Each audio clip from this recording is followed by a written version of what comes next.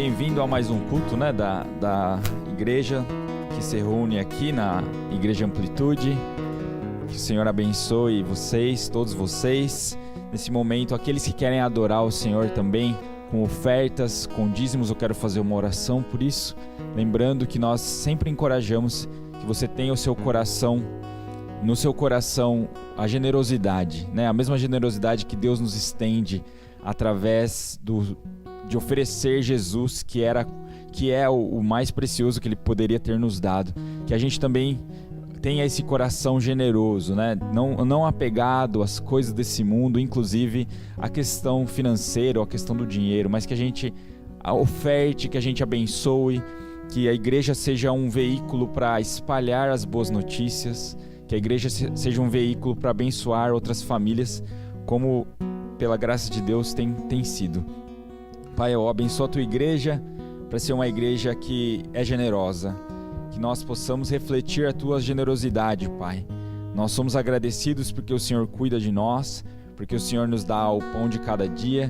Pedimos que o Senhor nos ajude a sermos bons administradores, que o Senhor nos ajude a termos o coração em Ti, nas riquezas maiores, nas riquezas do alto, nas riquezas espirituais, e que nós sejamos fiéis com as riquezas dessa terra. Eu oro para que o Senhor nos ajude, Pai, a sermos fiéis também na questão das ofertas, do dízimo, para a glória do Teu nome. Amém.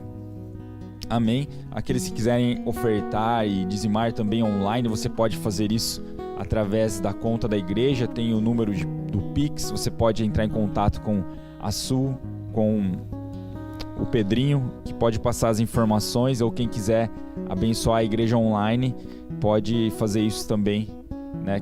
De repente fazer uma oferta aí.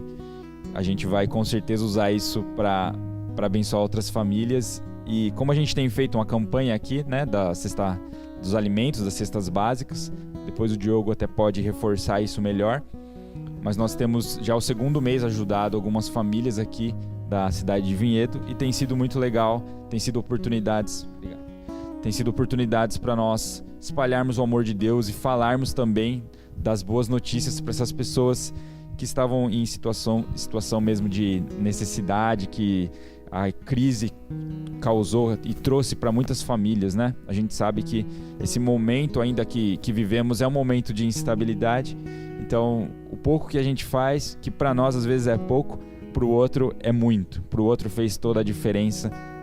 Então eu agradeço a todos vocês que têm cooperado com a parte social também. Isso também é levar o amor de Deus, né? Nós queremos também levar o amor de Deus através dessa parte social. Nos ajudem nisso e orem por isso também. Continuando a nossa série no dia de hoje, nós estamos no penúltimo capítulo, penúltimo episódio. Graças a Deus, né? Bastante episódios foi essa série. A gente está falando do Credo dos Apóstolos. Na semana que vem é o grande fechamento. Hoje nós vamos dar seguimento. Deixa eu só abrir o meu esboço. A gente vai passear ao longo da Bíblia hoje, tá? Não tem só uma porção bíblica. Só um momento, igreja.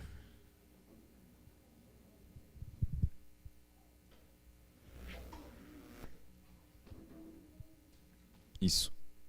Então, a gente está falando da série do Credo dos Apóstolos.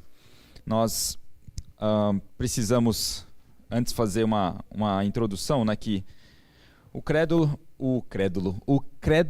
é um resumo, né, de princípios da fé cristã. Todo cristão que se preze precisa ter uma noção do que fala o credo. Quando ele lê o Credo dos Apóstolos, ele tem que falar, não, é aí que a minha fé está. É nesse Deus que o credo está falando. Esse é como o Deus da Bíblia se parece. Então, como falamos no começo da série, o credo é um símbolo da fé cristã. Ou seja, todo seguidor de Jesus deve crer no que o Credo dos Apóstolos diz.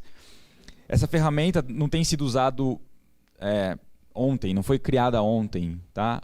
Essa ferramenta, o Credo dos Apóstolos, eu digo ferramenta porque foi usada para defender a fé em Jesus, a fé saudável, vamos dizer. Ela tem sido usada desde os primeiros séculos. sendo que no ano 1000 aparece, perto do ano 1000, aparece o credo como nós conhecemos hoje, as frases dispostas do jeito que a gente conhece hoje. Outra coisa que a gente precisa falar, que o credo apareceu para combater falsos ensinamentos, como a gente chama, heresias. Por isso foi formulado esse credo dos apóstolos. Acredite se quiser, Jesus morre e ressuscita, e os discípulos obedecem ao chamado de Jesus, que foi: vão por todo mundo e façam discípulos de quê? De todas as nações. Então a mensagem de Jesus, do Jesus que ressuscitou, começa a se espalhar por todo mundo conhecido. Mas já no segundo século, então Jesus morre, né, e aí começa a contagem do calendário nosso. Já no segundo século começam a aparecer falsos ensinamentos. Ou seja, a igreja começa a ser bombardeada com distorções da mensagem bíblica que Jesus tinha deixado para os apóstolos e os profetas. Por isso aparecem os credos ao longo do primeiro, vamos dizer, o primeiro milênio, no ano 300, no ano 400, aí vão aparecendo os credos para defender o que nós acreditamos. Hoje em dia nós temos também falsos mestres, tá? Então vamos sair um pouquinho da história e chegar no presente. Hoje também existem falsos mestres, falsos pastores, infelizmente, né? Nós vemos pastores que se parecem mais com terapeutas, né, do que pregadores, parecem mais showmen, né, do que propriamente homens de Deus. Tem alguns aí pastores que são bons comunicadores, tá? Não estou falando só de pastores, mas ministros, vamos dizer no geral, que são até bons comunicadores, mas pregam a Bíblia com parcialidade, vamos dizer. Alguns usam e abusam em suas pregações dos insights, sabe? Insight, aquela sacada, aquela aplicação prática. Só que aí a mensagem fica cheia de aplicação prática, cheia de insight, e não se prega a Bíblia. E de repente você fala: eu tive a impressão de que nessa mensagem eu comi vários aperitivos, mas comida que é bom não chegou na minha mesa. Né? Quando já foram no casamento que você fala: quando é que vai vir a comida? Sabe? Só tá vindo batatinha na minha mesa, eu não sei o que está acontecendo. Só tá vindo aqui, né? Você sabe. Saudade daqueles casamentos, né, que tinha aquela batatinha redonda, né, aquele bolo de fruta, aquela coisa que dava sustância, né? Sonhava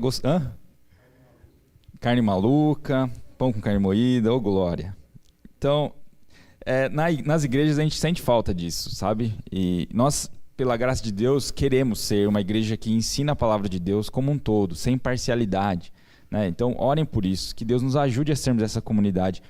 Mas eu precisava falar isso no começo, que existem igrejas que vão dizer que a Bíblia não é a palavra de Deus, ou que a Bíblia precisa ser atualizada. Existem igrejas e existem pastores da nossa idade, pastores inteligentes até, vamos dizer, ao ponto de vista humano, que sabem falar, sabem se expressar, têm formação, têm faculdade, mas os caras dizem que a Bíblia não é a palavra de Deus. Então, 2 Pedro 2 vai falar, toma cuidado com esse tipo de gente. E Pedro já disse lá, né, quando estava sendo inspirado por Deus para escrever, que haveriam esses falsos mestres, esses que iriam levar pessoas para o engano, iriam levar pessoas até mesmo para o inferno. Bom, oramos para que Deus nos ajude a trazer uma palavra verdadeira que dê sustento, então, e crescimento espiritual. Amém? Nesse ano a gente pretende fazer umas 2 ou 3 séries ainda, com algum tema específico, e também trazer algumas mensagens expositivas que a gente fala. Mensagem expositiva é a gente ler uma passagem, por exemplo, a gente pega um salmo ou algum capítulo da Bíblia e fala a respeito daquilo, o que Deus está nos dizendo nesse capítulo. Né? Tem um autor que fala, essa é uma forma de nós não ficarmos presos só a um tipo de mensagem na igreja, mas que é uma forma de até mesmo alguns pastores não manipularem as igrejas deles. Porque se eu falar para você do que eu entendo, eu vou falar, eu gosto desse assunto, então eu sempre vou pregar sobre mais ou menos esse assunto. Agora, se eu tenho que pegar capítulos que eu não estou muito à vontade, eu vou ter que estudar. Eu vou ter que ouvir de Deus também, assim como todos nós. Então, essa pregação expositiva, é uma forma saudável de mantermos a igreja, de sermos uma igreja saudável, ter pregações expositivas, tá? Então, cobrem isso da gente, cobrem da liderança, cobrem dos seus líderes aí, ó, a gente quer pregação expositiva também, pastor. É legal pregação com temas, né, com pontos, pregação temática, mas é legal também a gente pregar de maneira expositiva, porque a igreja é dele e ele precisa falar com vocês o que ele quiser, né? Não só o que essa cabecinha aqui do Eric vai pensar. Vamos continuar então para o Credo dos Apóstolos. Aqui nós temos o credo e se você quiser ler junto, nós podemos fazer isso agora como a igreja antiga.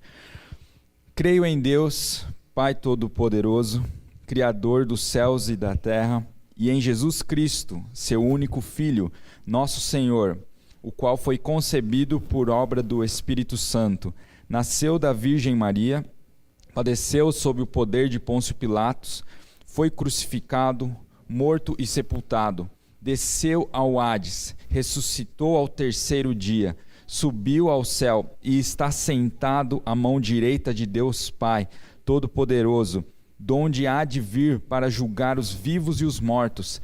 Creio no Espírito Santo, na Santa Igreja Católica, na comunhão dos santos, na remissão dos pecados, na ressurreição do corpo e na vida eterna. Amém. Amém. E hoje nós vamos continuar com as penúltimas frases aí. Eu percebi que na frase na Santa Igreja Católica, o pessoal na Santa Igreja ficou quieto, assim, eu percebi, tá? E hoje você vai tirar esse mito da sua cabeça de que essa católica é a católica romana. Não é, ok? Vamos ver o porquê. Aqui na próxima imagem nós vemos, só didaticamente, como nós vamos tratar, nós vamos falar o ponto 1, creio no Espírito Santo. Em seguida, vamos falar dessa frase polêmica, creio na Santa Igreja Católica, que é mais ou menos junto com o terceiro ponto, que é creio na comunhão dos santos. Aqui nessa imagem, se você observar bem, é uma obra de arte, né? Essa obra de arte retrata um acontecimento histórico para a igreja. Ali no meio, aqueles cabras ali que você está vendo, no meio é o imperador Constantino, tá? E ele convocou cerca de 300 líderes da igreja e pastores ou presbíteros da época para discutirem sobre as heresias que estavam rolando. É verdade que Jesus é Deus ou Jesus é inferior ao Pai? Então era uma dúvida da época, né? Lá perto do ano 300. Então nessa imagem nós vemos isso, retratando o quê? Um ajuntamento ou uma conferência que eles chamaram de concílio o concílio de Nicéia. Então ali Constantino chamando a pastorada para se juntar numa conferência e quebrar o pau ali. Vamos discutir, vamos orar, vamos jejuar para saber o que a Bíblia diz, né? O que os apóstolos falaram sobre esse assunto de Jesus, da natureza de Jesus. Ele é divino ou não é? Jesus tem uma natureza divina ou não? O que vocês acham, Igreja Amplitude? Muito bem, vocês já estudaram esse assunto e vocês estão por dentro. Mas naquela época o pessoal estava perdido, então eles se juntaram numa cidade ali legal da época, que era Nicéia, era uma cidade na Turquia, onde o Constantino aí ia passar férias de verão. Então devia ser um lugar bonito, né? Parece que tinha um lago lá perto e aí eles faziam isso. Então foi no ano 325 que acontece esse concílio. E por que eu falei, deixei essa imagem de propósito, né? Porque tem tudo a ver com o ponto número 1. Podemos passar para o próximo. O ponto 1 que a gente vai avaliar, então, é essa frase: eu creio no Espírito Santo. Anos depois desse concílio, dessa reunião de Nicéia, teve o Credo Niceno, que foi em Constantinopla, uma outra cidade. Lá em Constantinopla eles falaram, vamos rever tudo o que aconteceu lá em Nicéia? E em seguida eles falaram, vamos atualizar algumas coisas que faltaram. No Credo Niceno, eles falaram a respeito agora da divindade do Espírito Santo também. Então, reconhecendo que o Espírito Santo é uma das pessoas da Trindade. Lembra daquele estudo da Trindade? A gente falou que Deus está constituído de 3 pessoas. Podemos dizer a pessoa do Deus Pai, a pessoa de Jesus e a pessoa do Espírito Santo. E foi então no ano 381, um pouquinho depois, né, daquele ajuntamento em Nicéia, que concluíram isso. Olha, creio o quê? No credo niceno diz: creio no Espírito Santo, Senhor e vivificador, que procede do Pai e do Filho, que com o Pai e o Filho conjuntamente é adorado e glorificado, que falou através dos profetas. Veja, no ano 300 já, a igreja precisou voltar para as origens. Precisou voltar para a Bíblia. Quem é o Espírito Santo? Olha, o Espírito Santo é tão Deus quanto Deus Pai. O Espírito Santo é tão Deus quanto Jesus. Por que isso é importante para nós hoje? Porque temos a mania de diminuir o Espírito Santo, né? Porque o Espírito Santo mora em mim, talvez ele seja mais fraco, que Deus Pai. Deus Pai é todo poderoso, é super-herói. E a gente pensa que Deus Espírito Santo, né, só porque está no nosso corpo, né, na nossa lata velha, a gente acha que o Espírito Santo também é uma lata velha, e não é verdade. O Espírito Santo é Deus. O Espírito Santo é soberano. O Espírito Santo é tão Deus quanto Deus Pai e Jesus, e Deus Filho, que é Jesus. Isso ficou estabelecido. Então, só para deixar claro, o Espírito Santo é a terceira pessoa da Trindade. Ele não é uma magia, como a gente fala? Às vezes a gente acha que o Espírito Santo é como se fosse um pó, né? Um pozinho mágico, né? Porque a gente ora às vezes pelas pessoas e acha, né, que o Espírito Santo sai assim, né, da minha mão. Sabe, a nossa vontade é deixar claro agora que o Espírito Santo é o que a Bíblia diz que ele é. E o Espírito Santo não pode ser um produto da nossa imaginação, né? Como já aconteceu. Em algumas igrejas. O que Martinho Lutero falou sobre o Espírito Santo? Olha que legal.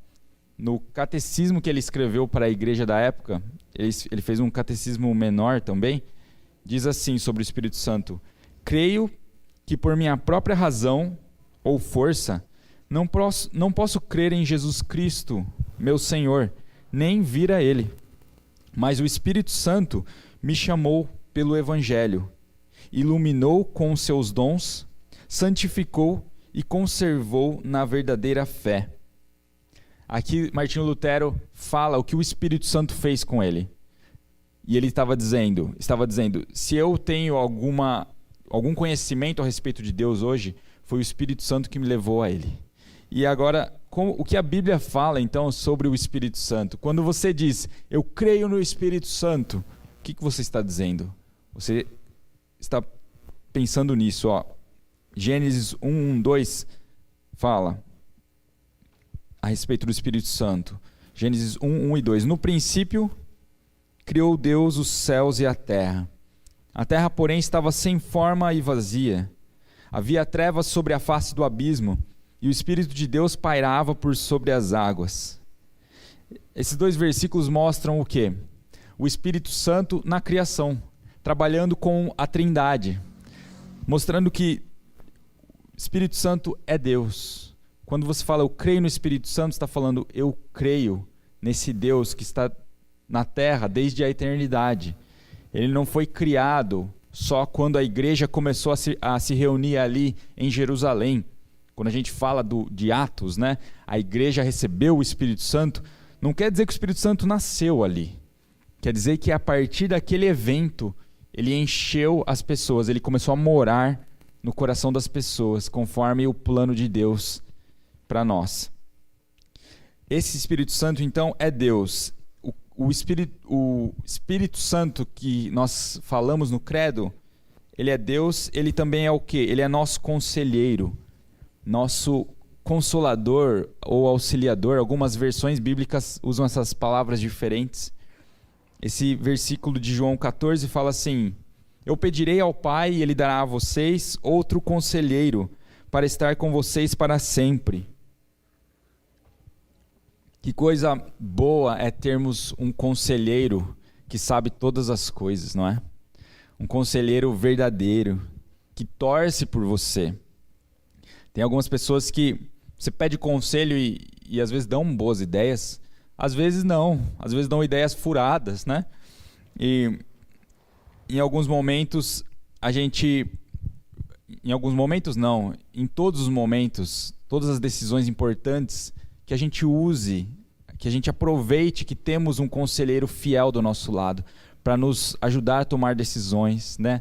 Tanto decisões do dia a dia como decisões importantes. Ele também é o quê? Continuando ali, quem é esse Espírito Santo do credo em que você crê?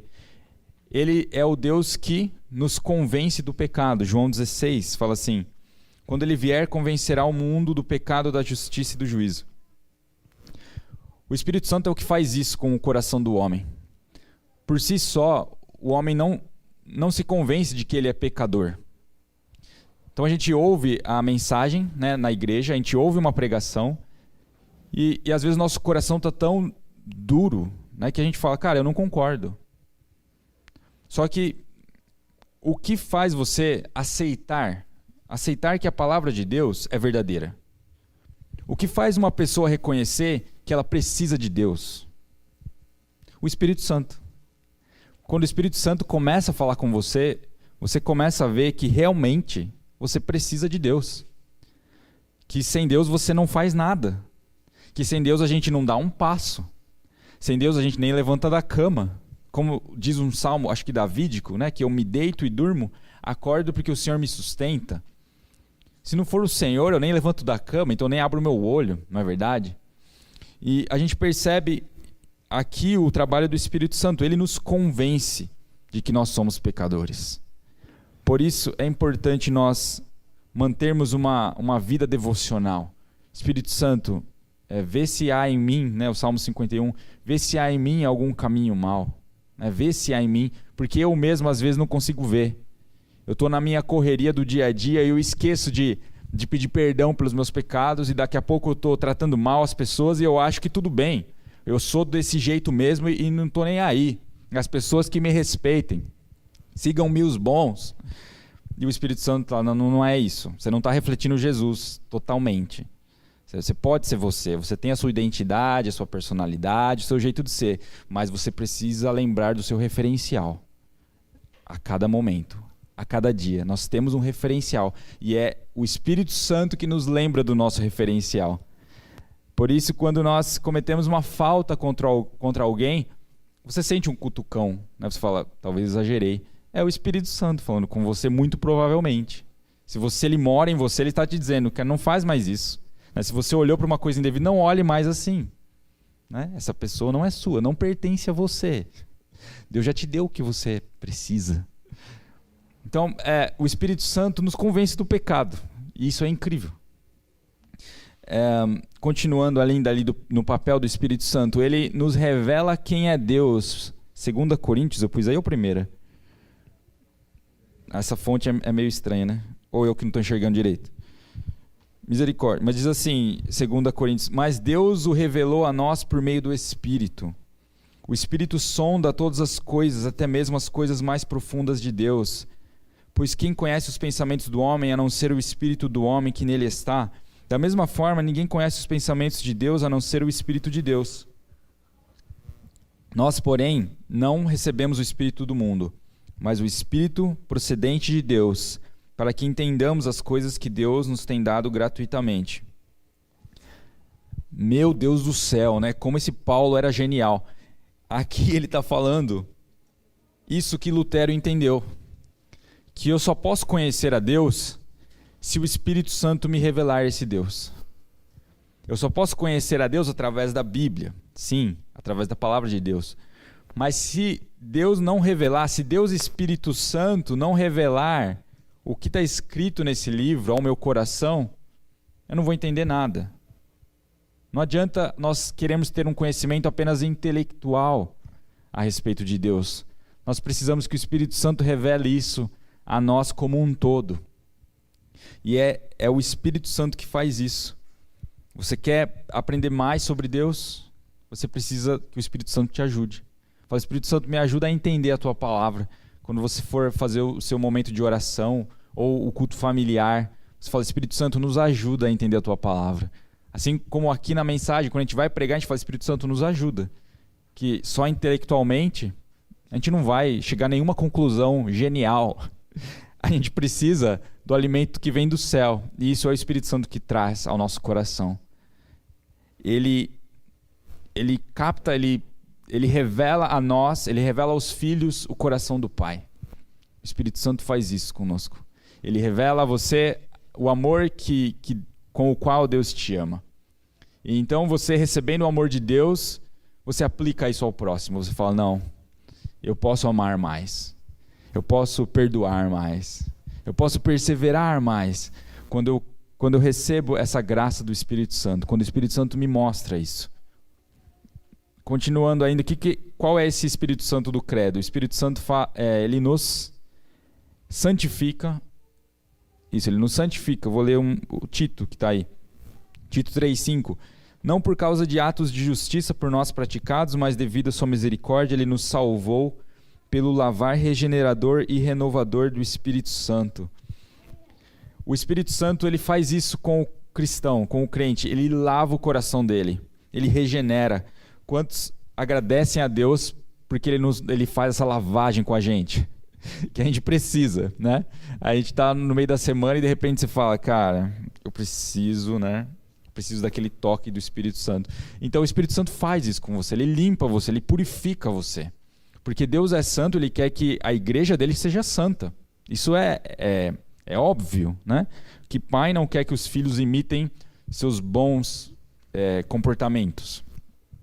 Os maus a gente fala, não, filho, eu fiz isso, mas não imita isso, tá? Ah, você falou, né? Às vezes a gente solta uma palavra meio pesada, vamos dizer, e as crianças, você falou, é na hora, né? E você fala, filho, isso você não imita, isso você apaga, né? Esquece. Agora, a parte boa, filho, pelo amor de Deus, você imite, tá? Imite o temor a Deus, imite as orações, imite o bom comportamento. E esse nosso Deus, ele quer que a gente imite ele. O Espírito Santo nos ajuda, ele nos lembra disso. Ele nos santifica, ele nos consola, já falamos, ele nos dá poder e ele nos dá a certeza da adoção. Essas duas últimas coisas. O Espírito Santo nos dá poder. Lá em 2 Pedro 1,3, um versículo muito legal, fala assim: seu divino poder nos deu tudo de que necessitamos para a vida e para a piedade, por meio do pleno conhecimento daquele que nos chamou para a sua própria glória e virtude. Olha a conclusão de Pedro. Deus, pelo seu divino poder, ou seja, pelo poder do Espírito Santo, nos deu tudo de que necessitamos para a vida e para a piedade. O que é a piedade? É uma vida de devoção a Deus, uma vida de adoração a Deus. Se você quer ter uma vida que glorifica a Deus, você precisa do poder do Espírito Santo. E o poder do Espírito Santo te dá tudo o que você precisa para viver essa vida agradável a Deus. Não é bom saber disso? Não é bom saber que o Espírito Santo é que te capacita para viver uma vida santa? Sim. Agora, sem o Espírito Santo é impossível. E se eu me esforçar, eu for um cara disciplinado, né, eu me esforçar por ser santo, sem a ajuda do Espírito Santo, eu consigo ser santo? Sem a ajuda dele eu consigo? Não consigo. Não, mas eu acho que a igreja é legal, mas a religião é meio complicado, né? A igreja é meio complicado. Eu vou ser uma pessoa boa daqui para frente, tá? Eu prometo que vou ser uma pessoa boa, eu não vou falar mal de ninguém, né? Eu vou sustentar minha família. Eu posso não frequentar a igreja e ir para o céu? Não é bem assim que funciona. Porque você não vai conseguir viver uma vida de adoração a Deus sem o Espírito Santo. E a gente precisa do Espírito Santo, sinceramente, a cada dia. A cada dia, o Espírito Santo me dá graça para vencer esse desafio, essa tentação. Me dá graça para vencer esse momento que eu estou com a minha família. Me dá graça. E o Espírito Santo vai te capacitar, igreja. O Espírito Santo vai fazer isso, e isso não acontece da noite para o dia, obviamente. Né? Você é um cristão, vamos lá, você nasceu de novo, você é um bebê. Né? Novo nascimento fala a respeito do quê? De uma vida que está começando. Então, quando você recebe o Espírito Santo, você é como um bebê. E conforme você vai crescendo, né, no conhecimento de Deus, vai se alimentando da Bíblia, Ele mesmo vai te dando o crescimento espiritual. Mas esse crescimento espiritual, ou até mesmo a santificação, é um processo onde duas pessoas, entre aspas, trabalham. Deus e você. Então, o caminho da santificação envolve você também. Não é só Deus me santifica e eu vivo a vida do jeito que eu quiser. Você não vai crescer espiritualmente assim. Você vai crescer espiritualmente se você for intencional na sua vida com Deus. E nós precisamos disso, de pessoas que vestem a mochila e falam, não, cara, eu vou fazer a minha parte. Eu vou lutar contra o pecado, eu vou dizer não para as tentações, né? E se eu cair, eu vou correr, né, para Deus, eu vou correr para os meus irmãos mais velhos e falar, ora por mim, me ajuda a vencer isso. Né? O que a Bíblia fala sobre isso, eu não sei. Cara, vem um pensamento na minha mente, você acha que isso é de Deus? E assim, a gente não pode se render, né, às tentações como se fôssemos crianças eternas espiritualmente falando. As tentações sempre vão vir, igreja. Bote uma coisa na sua cabeça. Mesmo quando você tiver cabelo branco, né, as tentações vão vir. Porque nós temos uma inclinação para o pecado. Mas da mesma forma que as tentações sempre vão vir, da mesma forma que nós sempre seremos tentados, o conhecimento que nós temos, ele não se perde. Por isso, se você hoje é mais novo, aproveite. Aproveite para crescer no conhecimento de Deus, que isso você vai carregar para o resto da sua vida. E se você aprende a dizer hoje não, lá no futuro também você vai conseguir dizer não. É o mesmo Deus que sustenta hoje, é o mesmo Deus que vai sustentar na velhice, é o mesmo Deus que sustenta, né, nos 40, nos 50. E o que a gente precisa é do poder do Espírito Santo, a cada dia. Continuando, o último ponto aí do Espírito Santo ele nos dá a certeza da adoção. Romanos 8. Vou ler um versículo aqui, Romanos 8,16, que fala, o próprio Espírito testemunha ao nosso Espírito que somos filhos de Deus. Isso é incrível. Se você tem essa sensação no seu coração de que você é filho de Deus, agradeça a Ele, adore a Ele, porque Ele te escolheu. O Espírito Santo é quem nos dá essa certeza. Cara, eu sou amado por Deus. Deus me viu. Eu não sei o porquê, né? Eu não sei porque eu atraí Ele, mas de alguma forma Ele me enxergou. E quem nos dá essa certeza é o Espírito Santo. O Espírito Santo dá testemunho ao nosso coração de que somos filhos de Deus. Pode passar o próximo. Uma aplicação aqui, duas, né? Somente conhecemos a Deus através do Espírito Santo. Então foi a conclusão de Lutero, né? Mas o que a Bíblia fala também. E a segunda é, obtemos compreensão equilibrada a respeito do Espírito Santo na Bíblia. Isso é só para alertar a gente. Né? Se você vai em uma igreja que tem uma tendência, né, a não usar muito a Bíblia, ou igrejas que supervalorizam os dons, que é bom, é importante os dons, mas tem igrejas que esquecem a Bíblia e ficam só nos dons, sabe? Alguns movimentos, vamos dizer assim, pentecostais. E eles fazem o quê? Eles falam do Espírito Santo sem a Bíblia. Isso é totalmente perigoso. Isso é o caminho para o caos. Porque não tem como a gente fazer teologia sem a Bíblia. Né? Não tem como a gente falar sobre Deus sem a Bíblia. A Bíblia revela a Deus. A Bíblia fala do que Deus fez, do que Deus está fazendo também. E next, podemos para o próximo? Aqui a gente vai para o segundo ponto. Bom, a gente podia ficar um mês falando sobre o Espírito Santo, né? Fazer uma série sobre o Espírito Santo, mas é bem resumido mais para falar do credo, do que o credo fala sobre o Espírito Santo. Aqui o que o credo fala da Santa Igreja Católica. Vamos lá. Ponto interessante. Vamos desmembrar primeiro aqui, ó, Santa Igreja Católica. Primeiro, o que é igreja? Né? Na Bíblia a gente vai encontrar uma palavra chamada eclesia. Essa eclesia significa, aparece no Novo Testamento essa palavra. Ela significa ajuntamento ou assembleia. E se você vai ver o significado dessa assembleia ou dessa eclesia na raiz da palavra, vai significar também chamados para fora. Então, quando a gente pensa em igreja ou eclesia, a gente tem que lembrar disso. Nós fomos chamados por Deus para fora do mundo, para fora do sistema do mundo, chamados para fora do pecado, porque Ele nos chamou para Ele. Para vivermos nessa terra, sim, por enquanto, né? Mas para vivermos de uma maneira separada do mundo. É por isso que a gente não faz a mesma coisa que os outros fazem. né, com quem você convive, vai, do seu trabalho. A gente não fala do mesmo jeito, a gente não ri das mesmas piadas, e você fala, cara, será que eu sou estranho? Qual que é o meu problema, né? Por que o nosso senso de humor, o senso de humor do cristão é diferente, né? Você está lá assistindo aquela página do Worship Fails, você está se matando de rir, e quem não é cristão fala, que sem graça esse negócio, né? A gente dá risada, né, de piadinhas da igreja e tudo mais, porque é diferente o nosso senso de humor. E porque a gente foi chamado para fora. Você foi chamado para fora. Você não está mais no mundo. Sinto lhe dizer, você não está mais no mundão. Você não pertence mais ao mundão. Você ainda está aqui, mas o seu coração está no céu, amém? Seu coração está em Jesus, nas coisas do alto.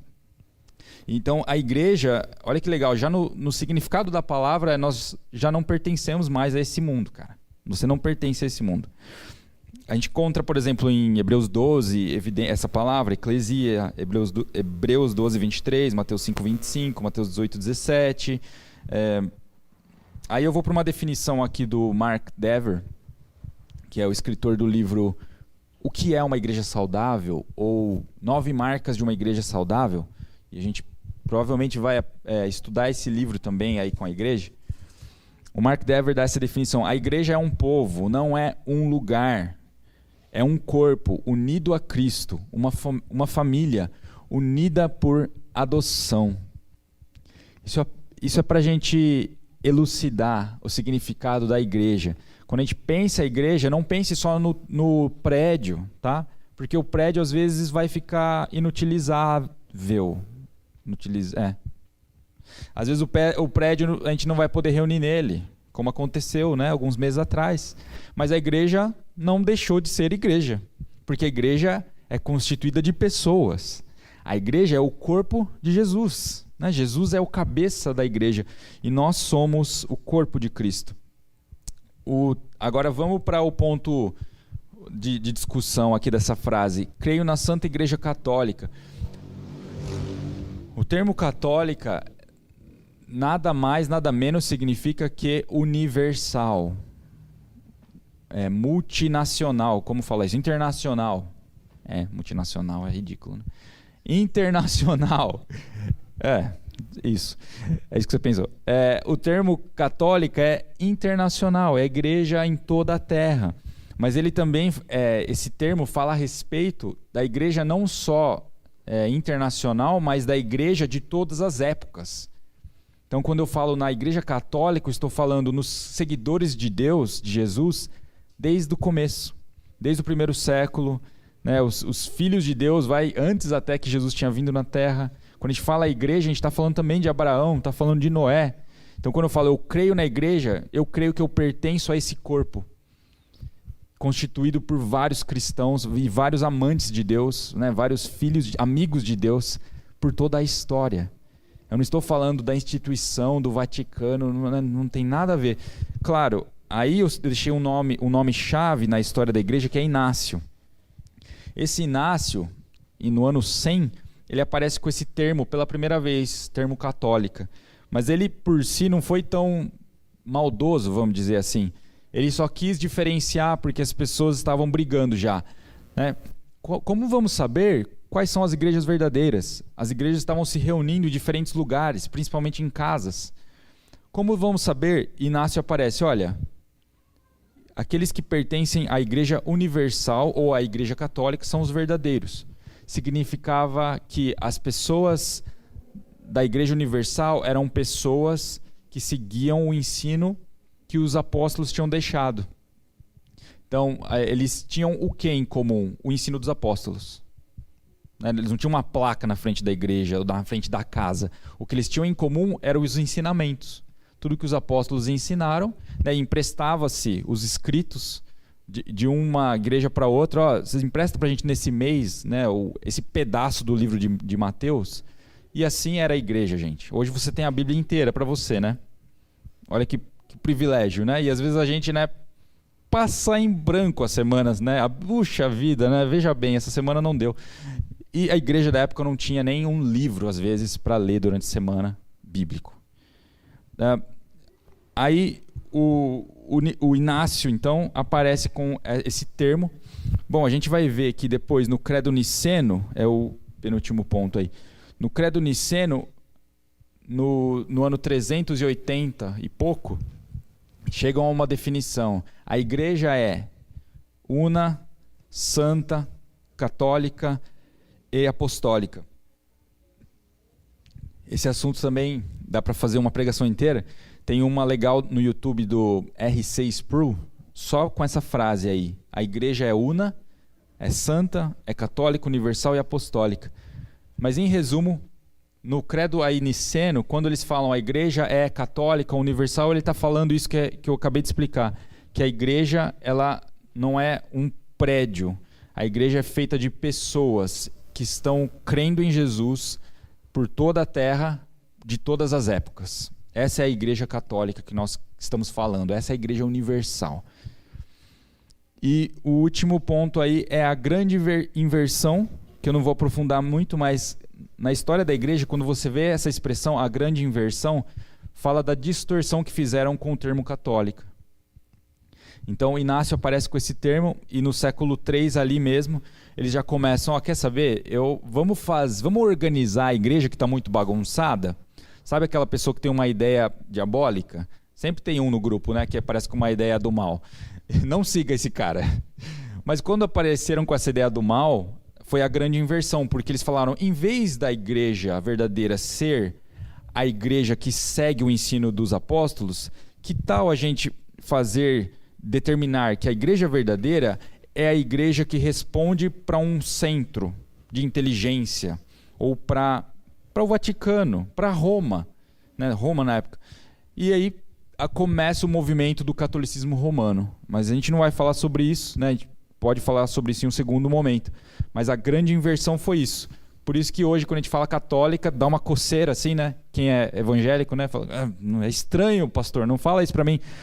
Mas eu não estou falando do catolicismo romano, estou falando da igreja universal, da igreja do Senhor internacional, que se espalha pelos anos. Faz sentido? Deu uma clareada? Legal. Beleza.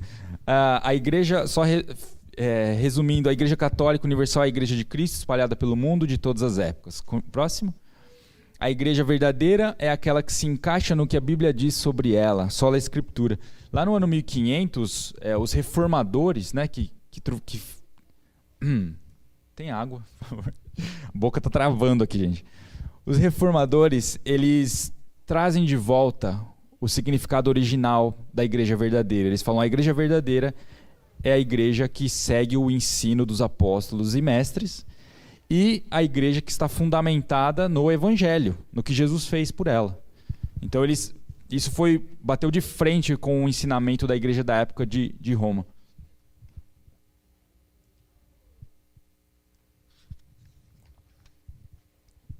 Onde podemos.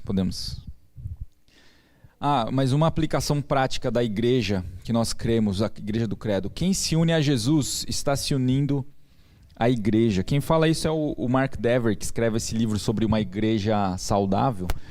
Ele fala, olha, alguns cristãos querem desmembrar o corpo de Cristo, né? Eles querem, vamos dizer, eles querem decapitar Jesus. Eles falam, não, absurdo, ninguém quer decapitar Jesus, mas tem gente que decapita. Tem cristão, né, que quer decapitar Jesus, porque ele quer separar Jesus do corpo. Então ele fala, olha, eu vou seguir Jesus, eu vou seguir Deus, mas eu não vou na igreja, tá? Desculpa, eu não vou frequentar, eu não vou congregar, eu não vou seguir religião, né? Já viu esse papo? Tá na moda, tá? Teve um cantor famosinho aí, cristão dos Estados Unidos, que falou esses dias, I hate religion, tipo assim, eu odeio a religião. Eu imagino que ele está falando das tradições humanas, né? Mas é perigoso a gente falar isso, porque o próprio Deus deixou ensinamentos, né? Então, quando a gente fala na teologia de religião, a gente está falando dos ensinamentos de Jesus. Então é perigoso, né? A forma como a gente às vezes usa as palavras. E esse cara é um famosinho rapper, como que é o nome dele? Lecrae. Ele falou isso, I hate religion. E um monte de jovem que segue ele vai falar, então também não vou mais na igreja, quer saber? Eu só vou, né, eu e o Espírito Santo. Só que a gente vai aprender como, né, sobre o Espírito Santo se a gente não está numa igreja, se a gente não tem um corpo, se a gente não tem irmãos que nos ensinem, né? Então, nesse livro de Mark Dever, ele fala Quem se une a Jesus está se unindo à igreja. E isso tem que se materializar como? Em você pertencer a uma igreja local. Esse é o ponto que eu quero fazer aqui. Pertença a uma igreja local. E viva a vida cristã com uma igreja. Next. 3 aí creio na comunhão dos santos. É uma continuação do segundo ponto. Estamos acabando. Lutero disse, a igreja é o ajuntamento dos crentes, ou uma comunhão de santos. Ele estava dizendo aí sobre a igreja não ser só uma instituição. Lutero bateu de frente, né, com a igreja instituição de sua época. Então ele deixou isso muito claro. Olha, a igreja não é um prédio, a igreja é um conjunto de pessoas. É a comunhão dos santos. Pode passar para o próximo. Aqui, quando a gente fala em comunhão dos santos, no livro do Credo dos Apóstolos, o pastor Franklin Ferreira fala a respeito de nós lembrarmos disso, da santificação. Então, quando você fala, quando você está lendo ou orando o credo, né? Eu estou orando o credo aqui, eu creio na comunhão dos santos. Lembre-se, Deus espera que você lute pela santidade, que você faça a sua parte, como a gente falou, na caminhada espiritual. Deus está te santificando. Como falamos, o Espírito Santo é quem nos santifica, sim? Mas eu preciso me esforçar, eu preciso dizer não para o pecado, eu preciso botar o meu joelho no chão, né? Eu preciso jejuar. Né? Quantos cristãos às vezes acham que jejum é uma coisa para... é para a irmã ali mais velha, né? Ou é para o pastor, deixa que o pastor jejua por nós, né? Eu não vou passar fome, que eu posso mais do que isso. Então, não, nós temos que imitar Jesus, né? E que Jesus deixou de modelo. Olha, vocês precisam fazer a parte de vocês, porque ele já fez tudo que ele podia por nós. Lembrem-se da santificação. Próximo. A igreja verdadeira tem como fundamento de nossa fé o Evangelho de Deus. Isso produz a verdadeira comunhão dos eleitos de Deus. Eu não lembro de quem é essa frase que eu extraí, mas aqui nós temos que o que nos une como cristãos, o que une você ao cristão da outra igreja, que é uma igreja, vamos dizer, uma igreja bíblica. O que nos une é que nós cremos no que Jesus fez por nós. Isso é mais forte, isso nos une. Mas eu não concordo com o que aquela outra igreja faz. Tem um monte de coisa que eles não concordam com a gente. E a gente não precisa concordar com todas as outras igrejas, mas se eles acreditam no Evangelho, se eles acreditam no que Jesus fez por eles, então nós temos coisas que nos unem. E um dia a gente vai morar junto. Nós somos a família de Deus. Obrigado. Isso produz a verdadeira comunhão. Quando a gente fala em comunhão, então, o Evangelho de Jesus é o que nos coloca em pé de igualdade com outras igrejas. Sabe, vão ter igrejas, como eu falei no começo do culto, da pregação, tem igrejas que pegam o Evangelho e deixam isso em segundo plano. Isso é perigoso. Porque sem o Evangelho não faz sentido a fé cristã. Se Jesus não ressuscitou, ou se eu não falar do que Jesus fez por mim, como que eu vou ser salvo? A salvação é pela graça. E eu vou me lembrar disso à medida que eu meditar no Evangelho. Por isso nós falamos tanto do Evangelho. E quando a gente começou a igreja aqui novamente, vamos dizer, nessa nova fase, né, há 2 anos atrás, a pastorear ela, eu li um livro, estou lendo um livro que se chama A Igreja Centrada no Evangelho. E isso me chocou, porque eu percebi o quanto minha vida estava longe do Evangelho. Eu percebi o quão, vamos dizer, eu tentava ser salvo ou ir para o céu na minha própria força, deixando o sacrifício de Jesus como segundo plano. Jesus, eu reconheço que você morreu por mim, mas quer saber? Eu que vou ter que fazer acontecer, eu tenho que ser um cara perfeito, eu vou ser o novo Jesus. E eu esquecia do Espírito Santo para me ajudar na minha caminhada com Ele mesmo.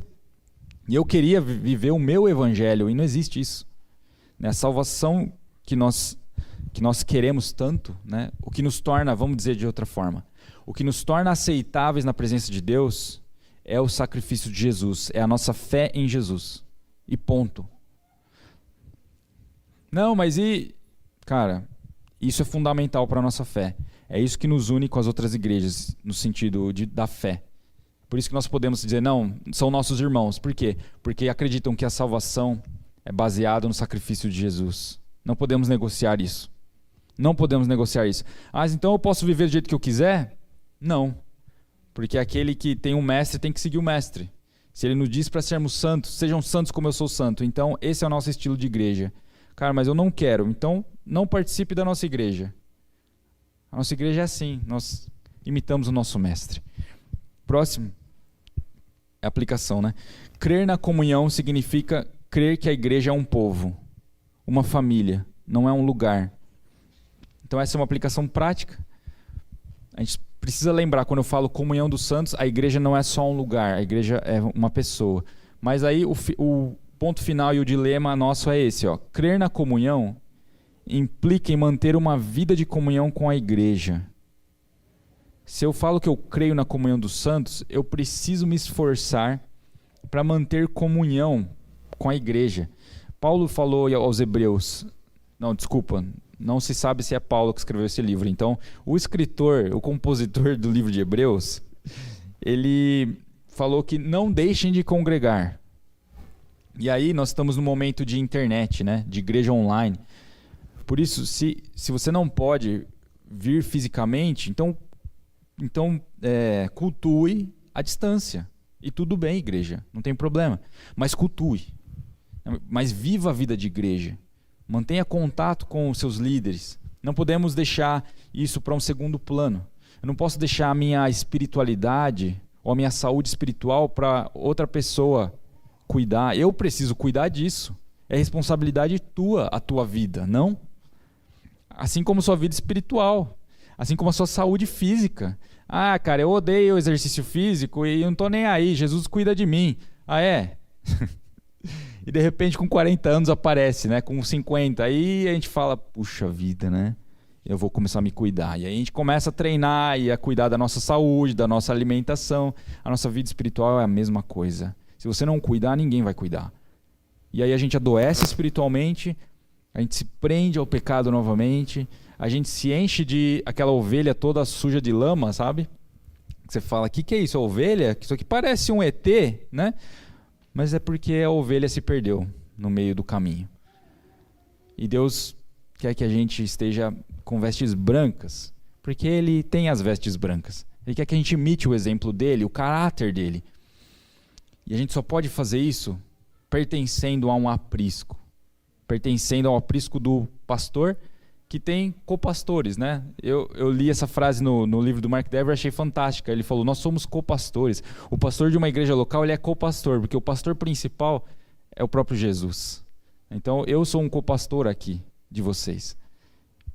O pastor verdadeiro é o próprio Senhor. E vamos nos lembrar, então, gente, de manter a nossa vida de comunhão em dia. Vamos frequentar a igreja se você puder, fisicamente. Não baixe a guarda, tá? Porque o inimigo está louco para abocanhar as ovelhas. Ele está louco para levar você longe de Deus. Ele está louco para fazer de você uma piada, assim como fizeram de Sansão, né? Olha lá o que era o fortão, que fazia coisas pelo povo de Deus. Está ali todo envergonhado. Né? Mas o Senhor quer que nós sejamos a imagem dele e semelhança, que é o que ele representa. Nós temos que representar ele nessa terra. Somos o povo de Deus, somos santos porque Ele é santo, somos perseverantes porque Jesus perseverou, nós somos sábios porque nosso Deus é sábio, assim como Ele colocou ali os hebreus na Babilônia, sabe? Vocês são chamados para brilhar a luz de Cristo, onde o Senhor colocou vocês. É isso, a gente termina essa frase dessa forma. Vamos ficar de pé, vamos orar.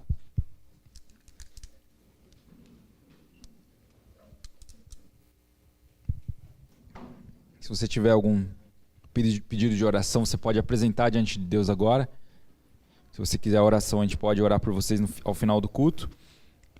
Ou envie o seu pedido de oração também para o Pedrinho e a gente pode orar ao longo da semana na nossa sala de oração. Pai, nós oramos agora. Nós cremos em Ti, Espírito Santo.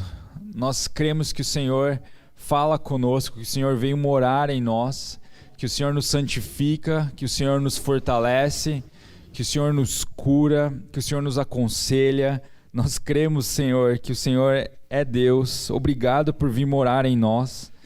Nós pedimos, nos ajuda, Deus, a viver uma vida santa, nos ajuda a vivermos a vontade de Deus para nós, para nossas famílias, como igreja. Nós oramos, Senhor, perdoa a nossa comodidade, perdoa as áreas que nós cedemos e tínhamos nos deixado quieto.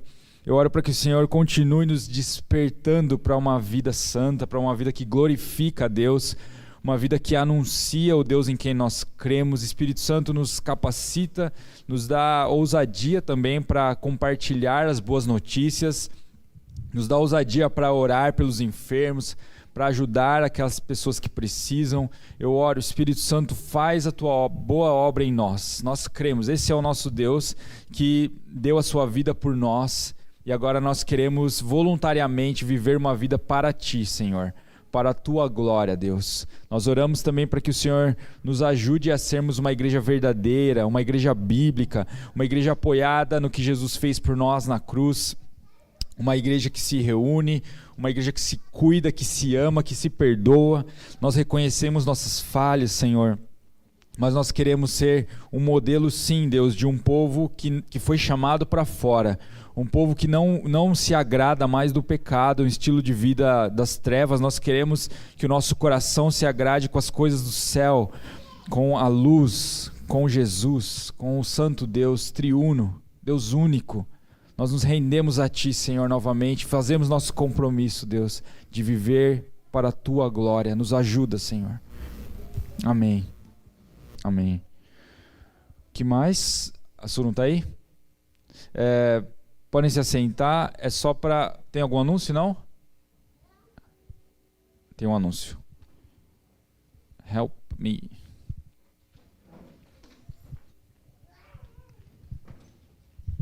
Bom dia, gente, tudo bem? Eu só queria fazer um pedido de oração. Tem uma família que a gente conhece e eles têm uma filha que ela tem síndrome de Down. E ela vai precisar fazer outra cirurgia do coração. Ela tem, acho que 6 ou 7 anos, 9 anos ela tem, e ela vai fazer amanhã uma cirurgia do coração. O nome dela é Ana. Então, se vocês puderem orar por ela hoje, tá? Para que Deus cuide dela, né? E que dê tudo certo, tá bom? Obrigada, bom domingo. Que a graça do Senhor Jesus Cristo, o amor de Deus e a comunhão, a presença do Espírito Santo seja com todos vocês.